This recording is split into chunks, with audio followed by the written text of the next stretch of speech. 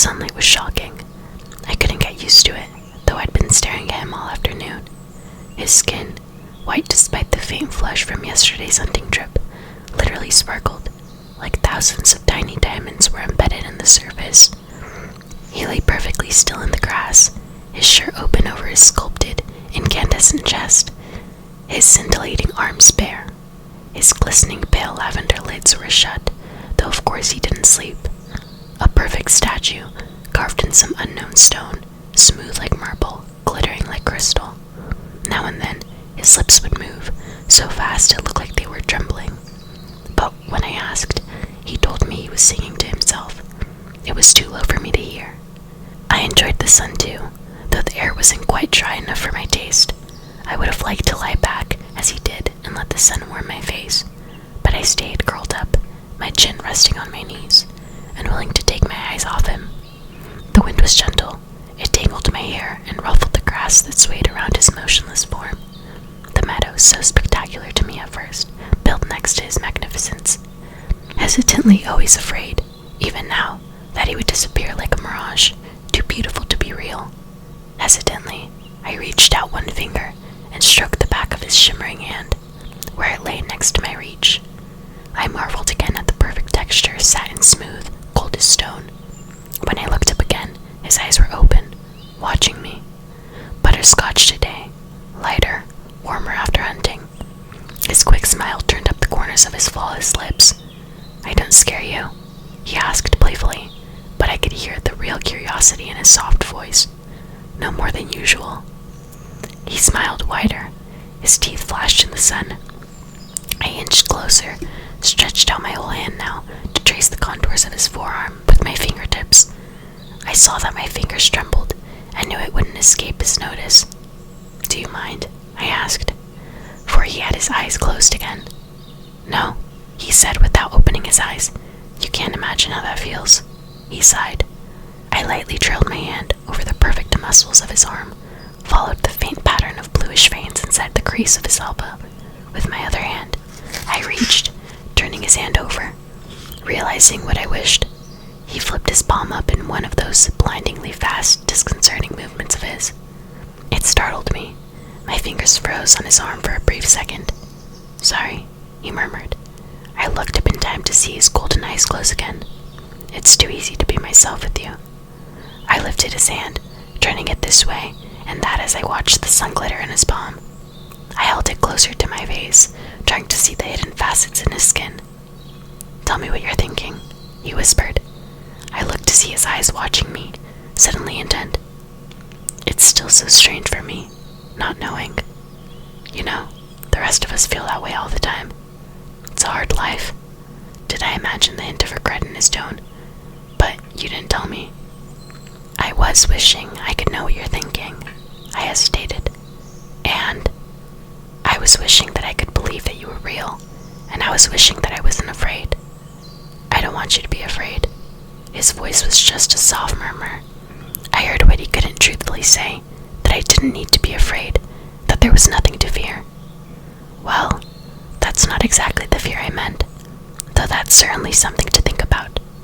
So quickly that I missed his movement. He was half-sitting, propped up on his right arm, his left palm still in my hands. His angel's face was only a few inches from mine. I might have, should have, flinched away from his unexpected closeness, but I was unable to move. His golden eyes mesmerized me. "What are you afraid of, then?" he whispered intently, but I couldn't answer. As I had just that once before, I smelled his cool breath in my face. Sweet, delicious. The scent made my mouth water. It was unlike anything else. Instinctively, unthinkingly, I leaned closer, inhaling. And he was gone. His hand ripped from mine, and the time it took my eyes to focus, he was 20 feet away, standing on the edge of the small meadow, in the deep shade of a huge fir tree. He stared at me, his eyes dark in the shadows, his expression unreadable. I could feel the hurt and shock on my face, my empty hands strung. "I'm sorry, Edward," I whispered. I knew he could hear. "Give me a moment," he called, just loud enough for my less sensitive ears. I sat very still. After 10 incredibly long seconds, he He walked back, slowly for him. He stopped, still several feet away, and sank gracefully to the ground, crossing his legs. His eyes never left mine. He took 2 deep breaths, and then smiled in apology. "I'm so very sorry," he hesitated. "Would you understand what I meant if I said I was only human?" I nodded once, not quite able to smile at his joke. Adrenaline pulsed through my veins as the realization of danger slowly sank in. He could smell that from where he sat. His smile turned mocking. "I'm the world's best predator, aren't I? Everything about me invites you in. My voice, my face, even my smell. As if I need any of that." Unexpectedly, he was on his feet, bounding away, instantly out of sight, only to appear beneath the same tree as before, having circled the meadow in half a second. "As if you could outrun me," he laughed bitterly. He reached up with one hand, and with a deafening crack, effortlessly ripped a 2-foot-thick branch from the trunk of the spruce. He balanced it in the hand for a moment, and then threw it with blinding speed, shattering it against another huge tree, which shook and trembled at the blow. And he was in front of me again, standing 2 feet away, still a stone. "As if you could fight me," he said gently. I sat without moving, more frightened of him than I had ever been. I've never seen him so completely freed of the careful, cultivated facade. He'd never been less human, or more beautiful. Face ashen, eyes widened, I sat like a bird, locked in the eye of a snake. His lovely eyes seemed to glow with a rash excitement. Then, as the seconds passed, they dimmed. His expression slowly folded in a mask of ancient sadness. "Don't be afraid," he murmured, his velvet voice unintentionally seductive. "I promise." He hesitated. "I swear not to hurt you." He seemed more concerned with convincing himself than me. "Don't be afraid," he whispered again as he stepped closer with exaggerated slowness. He sat sinuously with deliberately unhurried movements till our faces were on the same level, just a foot apart. "Please forgive me," he said formally. "I can't control myself. You caught me off guard, but I'm on my best behavior now." He waited, but I still couldn't speak. "I'm not thirsty today, honestly," he winked. At that, I had to laugh, though the sound was shaky and breathless. "Are you all right?" he asked tenderly, reaching out slowly, carefully, to place his marble hand back in mine. I looked at his smooth, cold hand, and then at his eyes. They were soft, repentant. I looked back at his hand, and then deliberately returned to tracing the lines in his hand with my fingertip. I looked up and smiled timidly. His answering smile was dazzling. "So where were we, before I behaved so rudely?" he asked in the gentle cadences of an earlier century. "I honestly can't remember." He smiled, but his face was ashamed. "I think we were talking about why you were afraid, besides the obvious reason." "Oh, right. Well," I looked down at his hand and doodled aimlessly across his smooth, iridescent palm. The seconds ticked by. "How easily frustrated I am," he sighed. I looked into his eyes, abruptly gasping that this was every bit as new to him as it was to me. As many years of unfathomable experience as he had, this was hard for him too. I took courage from that thought. "I was afraid because, for, well, obvious reasons, I can't stay with you. And I'm afraid that I'd like to stay with you, much more than I should." I looked down at his hands as I spoke. It was difficult for me to say this out loud. "Yes," he agreed slowly. "That is something to be afraid of, indeed. Wanting to be with me. That's really not in your best interest." I frowned. "I should have left long ago," he sighed. "I should leave now, but I don't know if I can." "I don't want you to leave," I mumbled pathetically, staring down again. "Which is exactly why I should. But don't worry, I'm essentially a selfish creature. I crave your company too much to do what I should. I'm glad. Don't be." He withdrew his hand, more gently this time. His voice was harsher than usual. Harsh for him, still more beautiful than any human voice. It was hard to keep up. His sudden mood changes left me always a step behind, dazed. "It's not only your company I crave. Forget that. Never forget I am more dangerous to you than I am to anyone else." He stopped, and I looked to see him gazing unseeingly into the forest. I thought for a moment. I don't think I understand exactly what you mean. By that last part anyway, I said. He looked back at me and smiled, his mood shifting yet again. How do I explain it? He mused. And without frightening you again. Without seeming to think about it, he placed his hand back into mine. I held it tightly in both of mine. He looked at our hands. That's amazingly pleasant. The warmth, he sighed. A moment passed as he assembled his thoughts. You know how everyone enjoys different flavors, he began. Some people love chocolate ice cream, others prefer strawberry. I nodded. Sorry about the food analogy, I couldn't think of another way to explain. I smiled. He smiled ruefully back. You see, every person smells different, has a different essence. If you locked an alcoholic in a room full of stale beer, he'd gladly drink it. But he could resist, if he wished to, if he were a recovering alcoholic.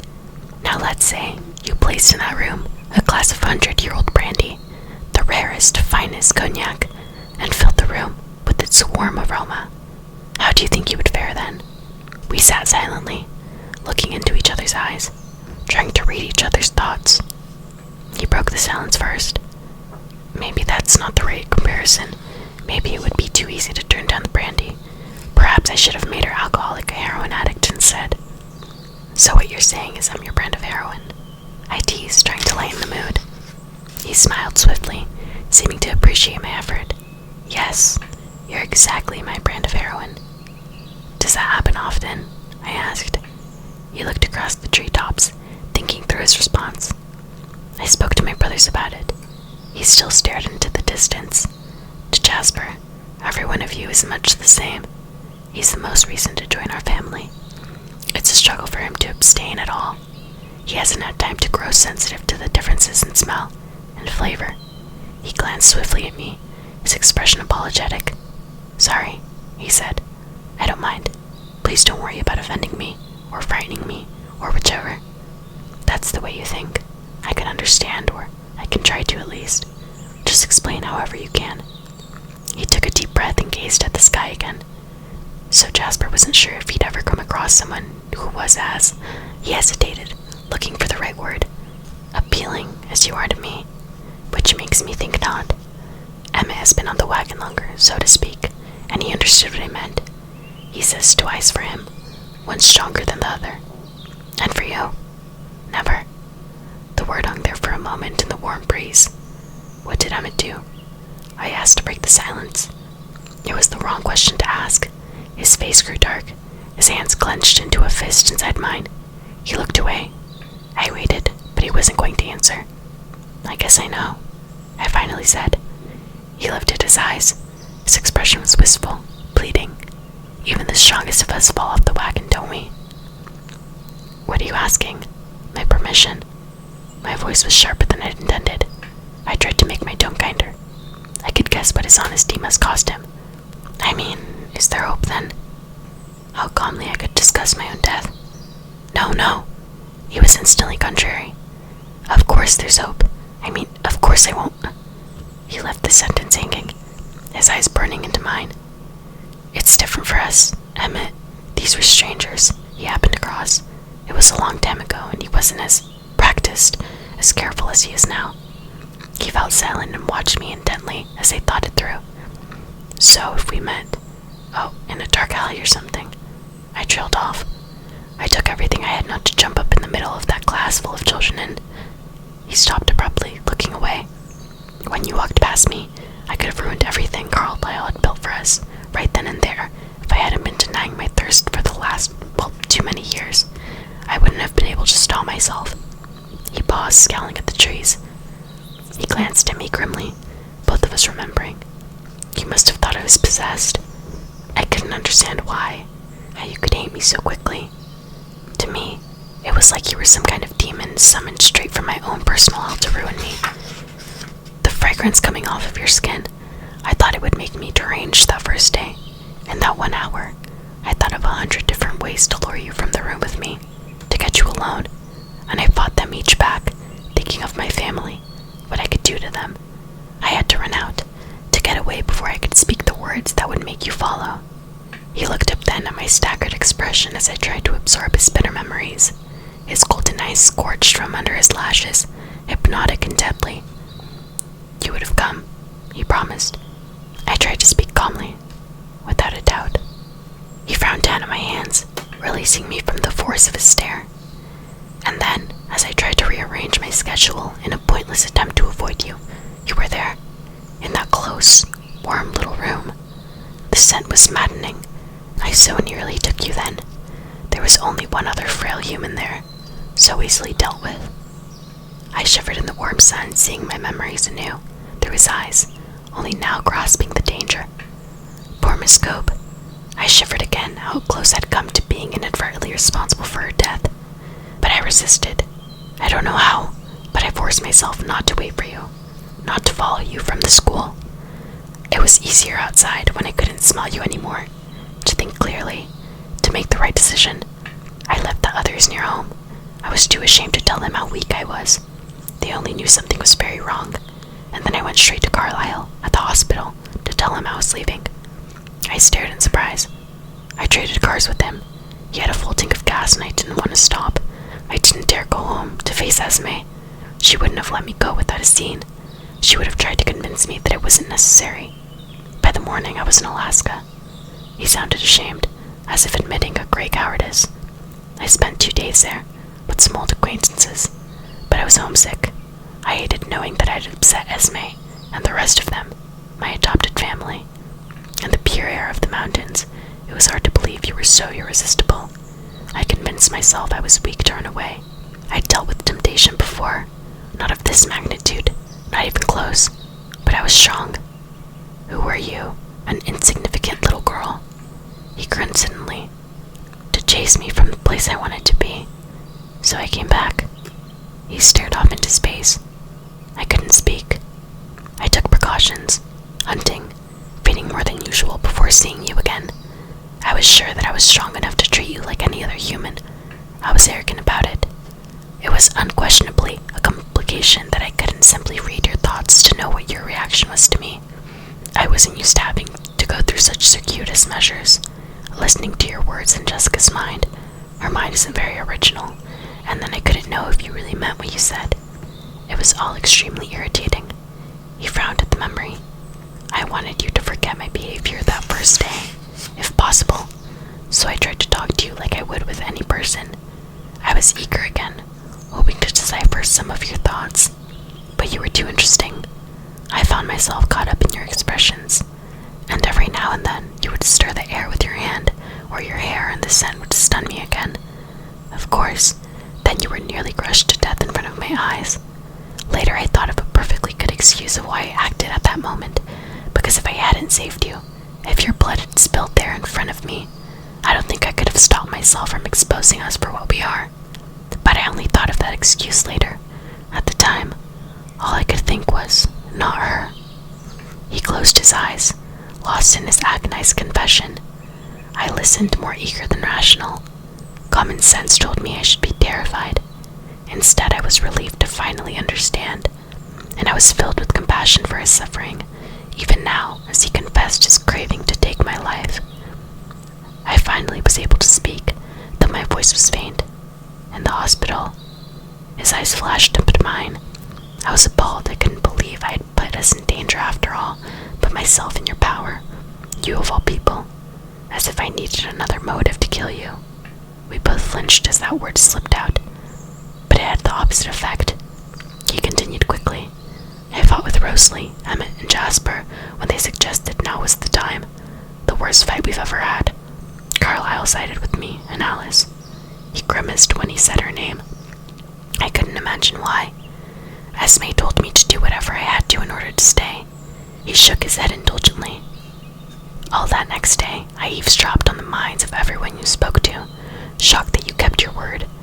I didn't understand you at all, but I knew that I couldn't become more involved with you. I did my very best to stay as far from you as possible, and every day the perfume of your skin, your breath, your hair, it hit me as hard as the very first day. You met my eyes again, and they were surprisingly tender.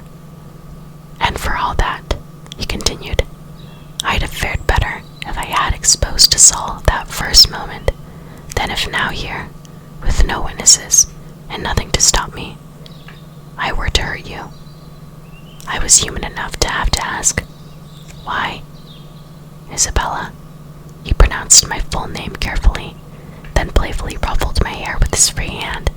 A shock ran through my body at his casual touch. Bella, I couldn't live with myself if I ever hurt you. You don't know how it tortured me. He looked down, ashamed again. The thought of you still, white, cold, to never see you blush scarlet again, to never see that flash of intuition in your eyes when you see through my pretenses, it would be unendurable. He lifted his glorious, agonized eyes to mine. You are the most important thing to me now. The most important thing to me ever. My head was spinning at the rapid change in direction our conversation had taken. From the cheerful topic of my impending demise, we were suddenly declaring ourselves. He waited, and even though I looked down to steady our hands between us, I knew his golden eyes were on me. You already know how I feel, of course, he finally said. I'm here, which, roughly translated, means I would rather die than stay away from you. I frowned. I'm an idiot. You are an idiot, he agreed with a laugh. Our eyes met, and I laughed too. We laughed together at the idiocy and sheer impossibility of such a moment. And so the lion fell in love with the lamb, he murmured. I looked away, hiding my eyes as I thrilled to the word. What a stupid lamb, I sighed. What a sick, masochistic lion. He stared into the shadowy forest for a long moment, and I wondered where his thoughts had taken him. Why? I began, and then paused, not sure how to continue. He looked at me and smiled. Sunlight glinted off of his face, his teeth. Yes. Tell me why you ran from me before. His smile faded. You know why? No, I mean, exactly what did I do wrong? I'll have to be on my guard, you see, so I better start learning what I shouldn't do. This, for example. I stroked the back of his hands. Seems to be all right. He smiled again. You didn't do anything wrong, Bella. It was my fault. But I want to help, if I can, to not make this harder for you. Well, he contemplated for a moment. It was just how close you were. Most humans instinctively shy away from us, are repelled by our alienness. I wasn't expecting you to come so close, and the smell of your throat. He stopped short, looking to see if he'd upset me. Okay then, I said flippantly, trying to alleviate the sudden tense atmosphere. I tucked my chin. No throat exposure. It worked, he laughed. No, really, it was more of the surprise than anything else. He raised his free hand and placed it gently on the side of my neck. I sat very still, the chill of his touch a natural warning, a warning telling me to be terrified. But there was no feeling of fear in me. There were, however, other feelings. You see, he said, perfectly fine. My blood was racing and I wished I could slow it, sensing that this must make everything so much more difficult, the thudding of my pulse in my veins. Surely he could hear it. The blush on your cheeks is lovely, he murmured. He gently freed his other hand. My hands fell limply to my lap. Softly, he brushed my cheek, then held my face between his marble hands. Be very still, he whispered, as if I wasn't already frozen. Slowly, never moving his eyes from mine, he leaned toward me. Then abruptly, but very gently, he rested his cold cheek against the hollow at the base of my throat. I was quite unable to move, even if I wanted to. I listened to the sound of his even breathing, watching the sun and the wind play in his bronze hair, more human than any other part of him. With deliberate slowness, his hands slid down the sides of my neck. I shivered and I heard him catching his breath, but his hands didn't pause as they softly moved to my shoulders, and then stopped. His face drifted to the side, his nose skimming across my collarbone. He came to rest with the side of his face, pressed tenderly against my chest, listening to my heart. Ah, he sighed. I don't know how long we sat without moving. It could have been hours. Eventually, the throb of my pulse quickened, but he didn't move or speak again as he held me. I knew at that moment it could be too much, and my life could end so quickly that I might not even notice. And I couldn't make myself be afraid.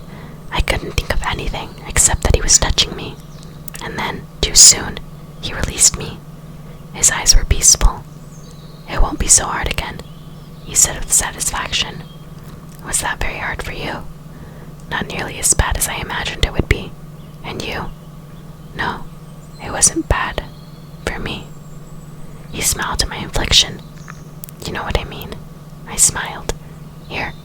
He took my hand and placed it against his cheek. "Do you feel how warm it is?" And it was almost warm, his usually icy skin. But I barely noticed, for I was touching his face, something I'd dreamed of constantly since the first day I'd seen him. "Don't move," I whispered. No one could be still like Edward. He closed his eyes and became as immobile as stone, a carving under my hand. I moved more slowly than he had, careful not to make one unexpected move. I caressed his cheek, delicately stroked his eyelid, the purple shadow in the hollow under his eye. I traced the shape of his perfect nose, and then, so carefully, his flawless lips. His lips parted under my hand, and I could feel his cold breath at my fingertips. I wanted to lean in, to inhale the scent of him, so I dropped my hand and leaned away, not wanting to push him too far. He opened his eyes, and they were hungry, not in a way to make me fear, but rather to tighten the muscles in the pit of my stomach and send my pulse hammering through my veins again. "I wish," he whispered, "I wish you could feel the complexity, the confusion I feel, that you could understand." He raised his hand to my ear, and I carefully brushed it across my face. "Tell me," I breathed. "I don't think I can. I've told you, on the one hand, the hunger, the thirst, that deplorable creature I am. I feel for you, and I think you can understand that, to an extent, though," he half smiled. "As you are not addicted to any illegal substances, you probably can't empathize completely. But," his fingers touched my lips lightly, making me shiver again, "there are other hungers I don't even understand, that are foreign to me. I may understand that better than you think. I'm not used to feeling so human. Is it always like this?" "For me," I paused. "No, never. Never before this." He held my hands between his. They felt so feeble in his iron strength. "I don't know how to be close to you," he admitted. "I don't know if I can." I leaned forward very slowly, cautioning him with my eyes. I placed my cheek against his stone chest. I could hear his breath and nothing else. "This is enough," I sighed, closing my eyes. In a very human gesture, he put his arms around me and pressed his face against my hair. "You're better at this than you give yourself credit for," I noted. "I have human instincts. They may be buried deep, but they're there." We sat like that for another immeasurable moment.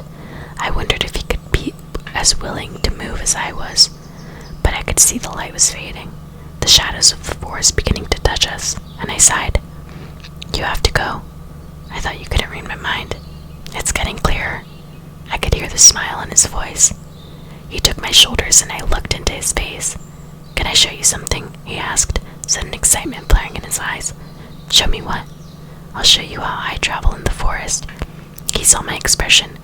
"Don't worry, you'll be very safe, and we'll get to your truck much faster." His mouth twitched up into that crooked smile so beautiful my heart nearly stopped. "Will you turn into a bat?" I asked wearily. He laughed louder than I'd ever heard. "Like I haven't heard that one before." "Right, I'm sure you get that all the time." "Come on, little coward, climb on my back." I waited to see if he was kidding, but apparently he meant it. He smiled as he read my hesitation and reached for me. My heart reacted, even though he couldn't hear my thoughts. My pulse always gave me away. He then proceeded to sling me onto his back with very little effort on my part. Besides, when in place, clamping my legs and arms so tightly around him that it would choke a normal person. It was like clinging to a stone. "I'm a bit heavier than your average backpack," I warned. "Huh," he snorted. I could almost hear his eyes rolling. I had never seen him in such high spirits before. He startled me, suddenly grabbing my hands, pressing my palms to his face and inhaling deeply. "Easier all the time," he muttered, and then he was running. If I'd ever feared death before in his presence, it was nothing compared to how I felt now. He streaked through the dark, thick underbrush of the forest like a bullet, like a ghost. There was no sound, no evidence that his feet touched the earth. His breathing never changed, never indicated any effort, but the trees flew by at deadly speeds, always missing us by inches. I was too terrified to close my eyes, though the cool forest air whipped against my face and burned them. I felt as if I was stupidly sticking my head out the window of an airplane in flight, and, for the first time in my life, I felt the dizzy faintness of motion sickness. Then it was over. We hiked hours this morning to reach Edward's meadow, and now, in a matter of minutes, we were back to the truck. Exhilarating, isn't it? His voice was high, excited. He stood motionless, waiting for me to climb down. I tried, but my muscles wouldn't respond. My arms and legs stayed locked around him while my head spun uncomfortably. "Bella?" he asked, anxious now. "I think I need to lie down," I gasped. "Oh, sorry." He waited for me, but I still couldn't move. "I think I need help," I admitted. He laughed quietly and gently unloosened my stranglehold on his neck. There was no resisting the iron strength of his hands. Then he pulled me around to face him, cradling me in his arms like a small child. He held me for a moment, then carefully placed me on the springy ferns. "How do you feel?" he asked. I couldn't be sure how I felt when my head was spinning so crazily. "Dizzy, I think." "Put your head between your knees." I tried that, and it helped a little. I breathed in, and now slowly, keeping my head very still. I felt him sitting beside me. The moments passed, and eventually, I found that I could raise my head. There was a hollow ringing sound in my ears. "I guess that wasn't the best idea," he mused. I tried to be positive, but my voice was weak. "No, it was very interesting." "You're white as a ghost." "No, you're as white as me." I think I should have closed my eyes. "Remember that next time." "Next time," I groaned. He laughed, his mood still radiant. "Show off," I muttered. "Open your eyes, Bella," he said quietly, and he was right there, his face so close to mine. His beauty stunned my mind. It was too much in excess I couldn't grow accustomed to. "I was thinking, while I was running," he paused, "about not hitting the trees, I hope." "Silly Bella," he chuckled. "Running is second nature to me. It's not something I have to think about." "Show off," I muttered again. He smiled. "No," he continued. "I was thinking there was something I wanted to try." He took my face in his hands again. I couldn't breathe. He hesitated, not in the normal way, the human way. Not in the way a man might hesitate before he kissed a woman, to gauge her reaction, to see how he would be perceived. Perhaps he would hesitate to prolong the moment, that ideal moment of anticipation, sometimes better than the kiss itself. Edward hesitated to test himself, to see if it was safe, to make sure he was still in control of his need. And then, his cold marble lips pressed softly against mine.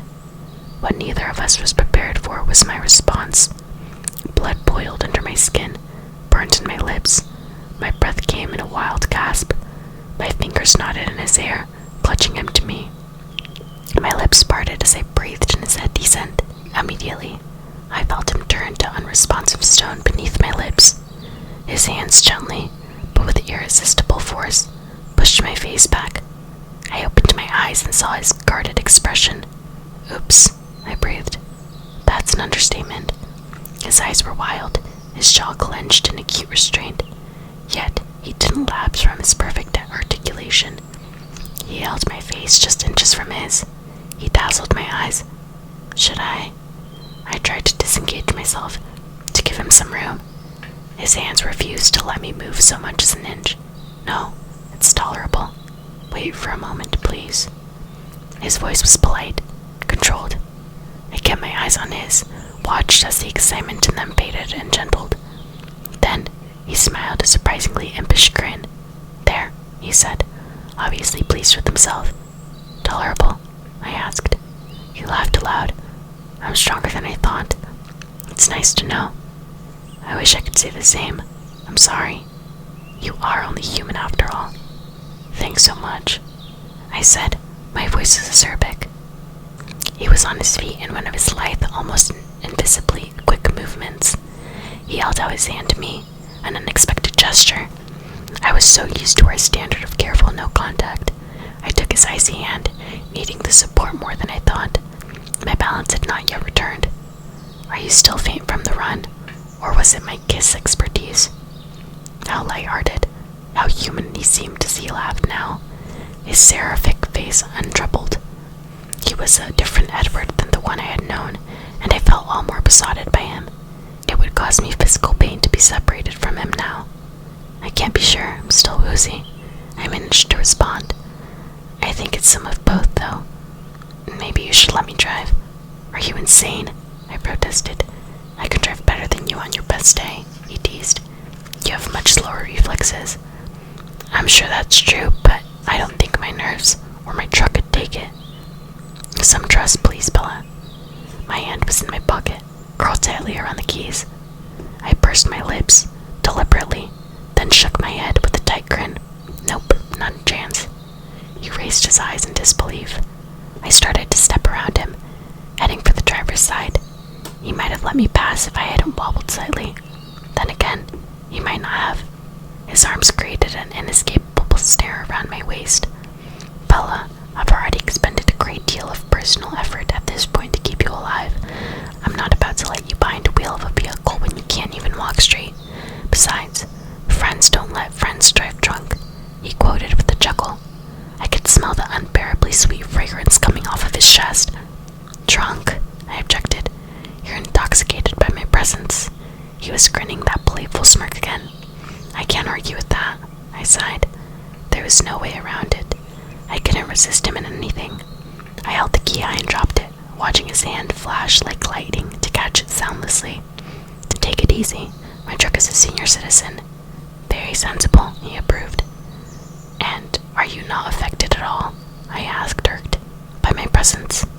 Again, his mobile features transformed. His expression became soft, warm.